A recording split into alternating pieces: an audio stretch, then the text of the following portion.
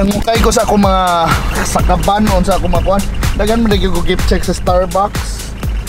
Nato ko yung Big Mao. Sakto to. At may Dunkin Donuts, magamit pa ni Glenn. O dessert pack, Mr. Donut, Mr. Donut o Dessert Factory. Wow, so ako na yung sa tanaw na mo, unsa mo magamit ang adlaw. So that's how you eat for free. Glenn, kinalan bangaon big. Mabusog din na, wag yung gastuhon ni Basic. So ang among gamit doon, kay gift certificate. So ang unang stop diri sa Big Mao. So Big Mao specializes in Chinese dishes.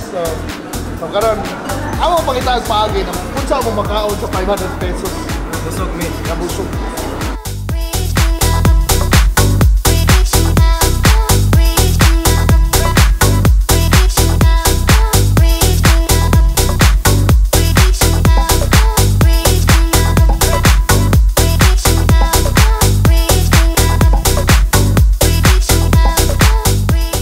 So muna tanan ang makonsist sa among 500 nga gift certificate. Nami broccoli with garlic overload, bean curd, tofu na siya. O siyempre among chicken feet. So, chicken feet gang man eh. Nga sir, imong paborit. So mga unsa mi ha? So sa itong gamiton Glenn? Chopstick.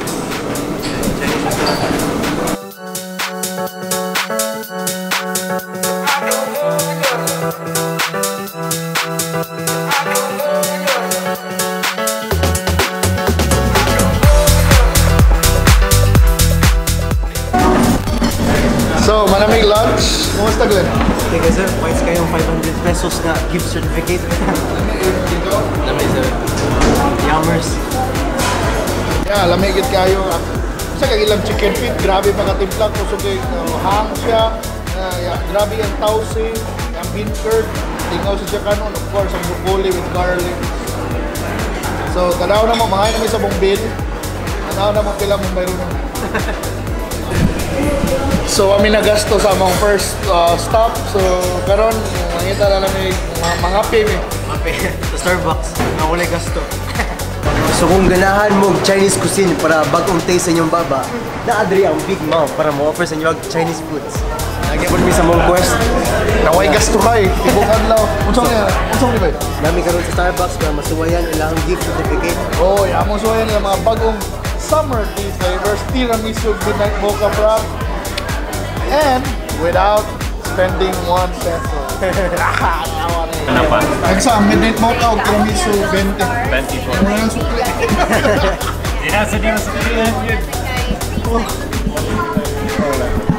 So muna, nag-order kami. Joseph.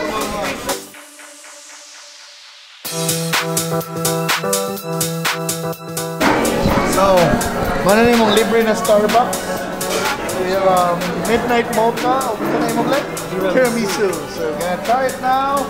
And so far, wag po may nagasto. Kansi lang din. Cheese.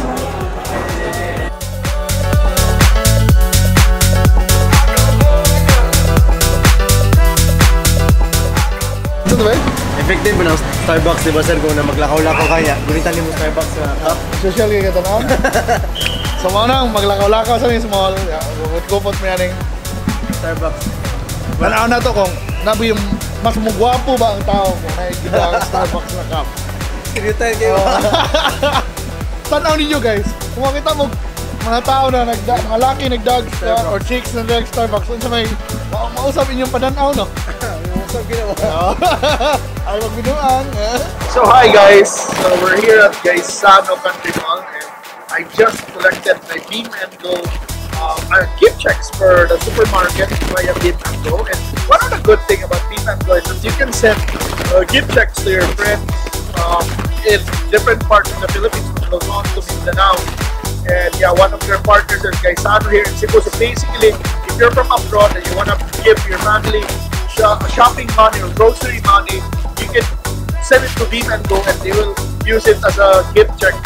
And they can use it now. So just like me and Glenn today, we're planning not to spend any money. So today we're going to shop using their gift check. So guys, on shopping. Ang total bill is 1519. So lapas mig 20 but at least 20 ra mong gasto yun. Ano namin gibuhat? Subok adlaw. 20 ra mo. By the way, thank you so much Beam and Go, Starbucks, and Big Mao. So thank you for watching this video and yeah, hopefully man tala mo sa mga next money challenge. No money challenge. Only gift certificate. Gasto, no gasto deal. 3-4. Wala ko na lang ang siya.